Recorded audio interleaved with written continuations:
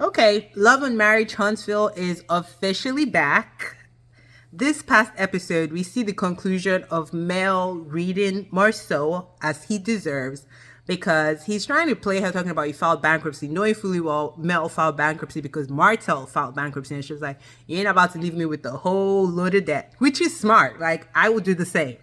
But she also mentions, Negro, you are currently facing a $5 million fraud, which no matter how you slice it, fraud is very different from filing financial bankruptcy or business bankruptcy, okay? But we'll get to know more, hopefully, about the fraud case because they've introduced it in the show. It can't be the thing where they're dealing with it privately and on the show they're showing us some stupid stuff. Then we go to Tiffany and Louis, and they're talking about basically she wants to feel more love and affection, and she's scared that since he's traveling so much, he might see some other hot thing. But Louis seems so in love with Tiffany. Like, if he cheats, I will be shocked. Like, I don't see that even being a part of the storyline. I think they just wanted to film a scene. I don't think Tiffany is worried about it. But you never know. She just had a baby. Insecurities do pop up. My friends that have babies do say that, you know, they feel, even if you tell them they look gorgeous, they feel different about their bodies, and that's a personal thing. So it is what it is. Then we go to this silly sit down that Kimmy called herself putting together. Before Mel even walks in the room, Martel and Marcel are going at it because Martel is like, you cannot down Mel's job and things like that, which is true. Like, basically, if Mel didn't bring you to this platform, y'all were in a struggling little townhouse we saw when they first started shooting. They wouldn't have Black, they wouldn't have everything that they currently have now. But of course, Marceau can never give accolades. Marceau is such a small person. Like, he couldn't be my friend in real life because I'll feel, I don't know, like, he just seems like he will be always competing with you. And if by chance he surpasses you, he rubs it in your face. And he also wouldn't want to help you. Like, he just seems like a horrible person, you know? Like, some people, like, you bring them along and when they succeed, they, like, acknowledge you. They, not to kiss your butt or nothing, but they're thankful. And if they can help you in return, they also return the favor. Marcel feels like the person that even if you helped him and somehow now you need his help, he would make you feel so small about it, which, I don't know. Maybe the wife he married just gave him so much, like, I don't even know, so much confidence in himself too. But that's not even confidence. That's just being an, you know, an ass. But I digress. So they're in the thing. It's obviously rubbish. I think they're just shooting this for the show. Marcel doesn't really care. Initially, when everyone is talking, you can see Tisha and Marcel not even paying attention, which at the end of the day, this was for them. And Stormy also is like, wait, she didn't even know it was for them. She thought it was like as a group effort, because if it's a group effort, I'm also eating in the profit. But why am I giving these people ideas? One, to be insulted. Two, not to be listened to. Three, he hasn't even correctly apologized for coming at me crazy. And say what you will, in that room, Stormy is on paper the most successful one. She had a multi-million-dollar business prior to the show, currently still has it, that she started from the ground up. Say what you will, homegirl and her husband's a hustler. Like, I love their relationship together. They just seem like they get each other. And I know folks don't like Stormy's approach. They think she's a bit more aggressive when compared to Mel. Mel, you could tell, I think Stormy too is educated, actually. So I don't think it's an education thing. I just think it's a thing where Stormy probably grew up differently. You've met her mom and you've met Mel's mom. Those things kind of count. It doesn't mean one is better than the other, but in the way you express yourself kind of changes depending on your environment, which is normal, nature versus nurture, right?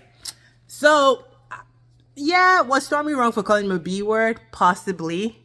But Marcel is quite frustrating. I want Stormy to actually come at him intelligently, because I think that would hit him more than just calling him a B, because that's like what regular people, that's what I expect from like a teacher to do, you know, like someone that is not like really thinking 10 steps ahead to do. But I can see why she is frustrated, and she should be, but don't let Marcel feel like he has one up you. Then he tries to be petty, calling them Mr. and Mrs. Still, knowing that that's Stormy's last name. So he's trying to call Stormy's husband a B without calling him a B, because I don't think he's trying to gauge how far Courtney will go.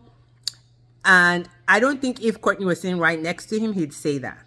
So Marcel is smart. He knows that even if Courtney wanted to jump, they have like, 6 feet between both of them. Obviously, Courtney will not get to him. So we will see. Marcel is very annoying. But Melody puts her 2 cents in. This is the only time Tisha in the whole scene talking about, because Mel was like, yeah, it could be more organized, which everybody and their mama said so. But somehow Tisha is offended by this. And I'm like, why? It was unorganized. If you're collecting money from some people did not pay. People didn't even know they had to pay. Stormy has basically half the room. Other vendors have a little space. So it wasn't organized, and that's a fact. Why Tisha piped up at this point, I don't know. I think she's still mad that her husband still tries to meet with Mel, apologize to Mel, wants to be in Mel's essence. I think that's what pisses her off, because he sees the way she sees the way Marceau addresses Mel, and he never addresses her that way. He addresses Tisha like she's a child, which Tisha allowed him to do that, because from what we see, Tisha has an MBA. She has all this education, all this licensing. She even has a broker's license, which makes you think like, why are you playing second fiddle? And I'm not saying traditional roles can exist with respect. When you see Nell and Chris Fletcher, they have a traditional marriage, but there is respect. There is a difference. Nell definitely knows Chris is the one killing the cow and bringing the cow home. But the way Chris talks to Nell, you see the respect. The way Marceau talks to Tisha, it's so disrespectful. I'm all for traditional marriages, but I don't want my husband to make me feel like an idiot. There's a big difference, okay? So we finished this train wreck of a scene. Mel leaves, Stormy and her husband leave. Kimmy is like, this did not go right. Then Kimmy calls Miss Nell to tell her, basically, I did not invite you to another event. I don't know what that was for. I think Kimmy was trying to have a moment, and I'm happy Miss Nell was contained and did not even give it to her. She was just smiling like, girl, I see you for your work. Because I'm like, okay, you didn't invite her. Why are you inviting her to tell her you did not invite her? Like, you could have still invited her. It was constructive criticism for a business that could help the whole of Huntsville. But again, we know that's just a scene filler. So we know it's not real. They don't really care about feedback. And if it's a Tisha and Marceau thing, obviously, we're not all sharing in the profit. So why are we here? Honestly, what I want to see is Mel and the Fletchers come together and do it, and do Mel, the Fletchers, Stormy and her husband come together, do it with sponsorship correctly, because Mel is the one with all the ideas. Even Martell pointed it out. Like, you guys didn't even know ABCD till Mel said it. So it's like, what are we talking about? Anyway, that scene with Kimmy and Miss Nell was just ridiculous. Then we get Martell back on the scene. He's still squatting, basically. Doesn't want to leave this man's rental property so that they can sell it successfully. But Martell is about to have his clothes out in the streets because he is not making any sense. And the landlord has legal right to do that. Like, you're playing with yourself at this point. So it's just crazy. But I think that's just like a storyline, because that makes no sense. His mom lives in Huntsville. So even if he is homeless, he could stay with his mom. They have a good relationship. Plus, his brother also lives in Huntsville since he's coming out of prison, right? So it doesn't make sense that he's fighting to stay in a place that is about to be sold. So I'm thinking it's part of a storyline, but whatever.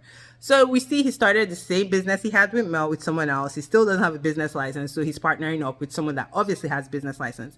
He came dressed like he wasn't coming to work. So I think, again, this is just like a camouflage job or business he started. Like, I don't know. Martell doesn't make sense to me, but whatever.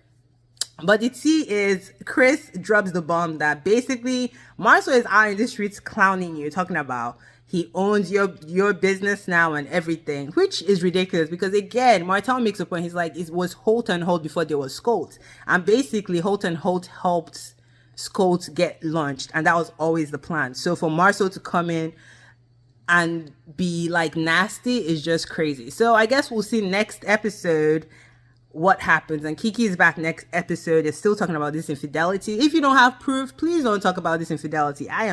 It's been 10,000 seasons. Like, we still don't know who the side. I don't believe Marceau is faithful, but if y'all don't have proof, stop telling Tisha. Tisha does not care. Like, what are we trying to save her from? Herself? She don't give a fuck. Like, let her be. Anyways, y'all, let me know what you think. Like, subscribe, comment. Goodbye.